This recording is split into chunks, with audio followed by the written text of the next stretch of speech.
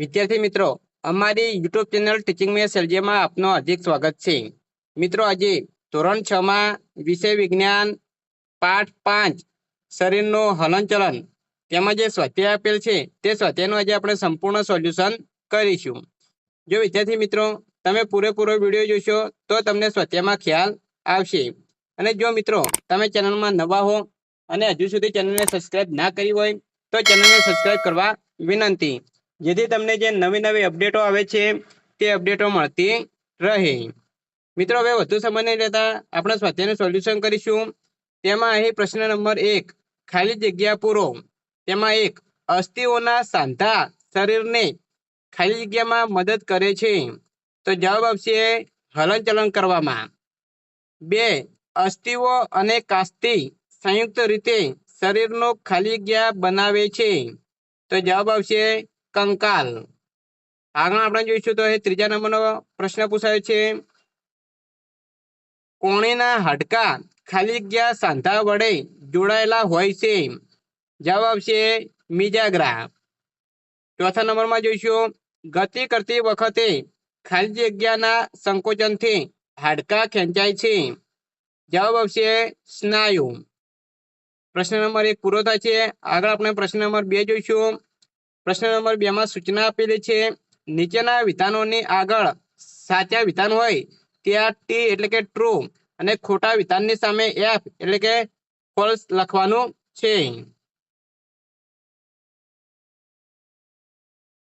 તેમાં આપણે એક જોઈશું, બધા પ્રાણીઓની ગતિ અને ચાલ એક સમાન હોય છે, આ વિધાન ખોટું છે, માટે આપણે અહીં એફ લખીશું। 2, કાસ્તી એ અસ્થિની સાપેક્ષમાં કઠણ હોય છે, આ વિધાન ખોટું છે, એટલે આપણે એફ લખીશું।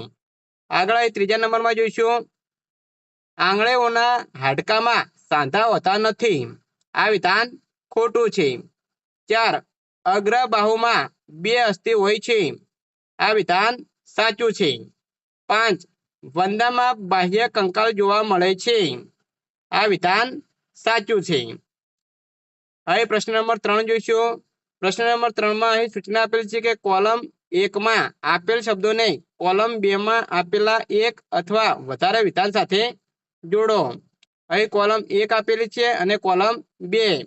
કોલમ 1 માં ઉપલું જડબું, માછલી, પાંસળીઓ, ગોકળગાય અને આગળ વંદો આપેલું છે, જ્યારે કોલમ 2 માં અહીં એક કરતાં વધારે વિધાન આપેલા છે, શરીર પર પાંખો હોય છે, બાહ્ય કંકાલ હોય છે, હવામાં ઉડી શકે છે, એક અચલ સાંધો છે, હૃદયનું રક્ષણ કરે છે, અત્યંત ધીમી ગતિએ ચાલે છે, તેનું શરીર ધારારેખીય હોય છે। આ રીતે વિધાન 2 એટલે કે કોલમ 2 માં એક કરતાં વધારે વિધાનો આપેલા છે। હવે કોલમ 1 માં આપણે જોઈશું તો ઉપલું જડપું। હવે આગળ આપણે જવાબ જોઈશું તો એ જવાબમાં ઉપલું જડબું, તો એની સામે અહીં કોલમ 2 માં વિધાન આવશે એક અચલ સાંધો છે। માછલી, તો તેનું શરીર ધારારેખીય હોય છે, આ વિધાન આવશે। પાંસળીઓ, તો તેની સામે વિધાન આવશે હૃદયનું રક્ષણ કરે છે। ગોકળગાય, તો બાહ્ય કંકાલ હોય છે અને અત્યંત ધીમી ગતિએ ચાલે છે, આ રીતે 2 વિધાન આવશે।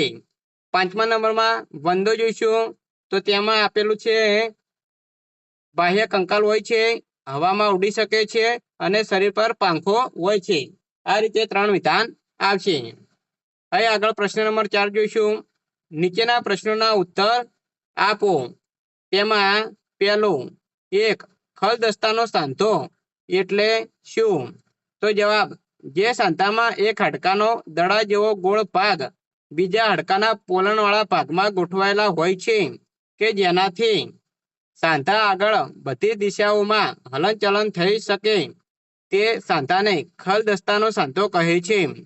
કપા આગળના 2 હાડકાના જોડાણમાં ખલદસ્તાનો સાંધો હોય છે। બીજા નંબરનો પ્રશ્ન જોઈશું, ખોપરીનો કયો અસ્થિ ગતિ હલનચલન કરે છે? તો જવાબ, ખોપરીનો નીચલા જડબાનો અસ્થિ ગતિ હલનચલન કરે છે। આગળ ત્રીજા નંબરમાં જોઈશું, આપણે કોણી પાછળની તરફ કેમ વળી શકતી નથી? જવાબ, આપણે કોણી પાછળની તરફ વળી શકતી નથી કારણ કે કોણેનો હાડકો મીજાગ્રા સાંધાથી જોડાયેલો હોય છે, જે ફક્ત આગળની દિશામાં જ વળી શકે છે. વિદ્યાર્થી મિત્રો, અહીં સ્વાધ્યાયનું સંપૂર્ણ સોલ્યુશન પૂરું થાય છે.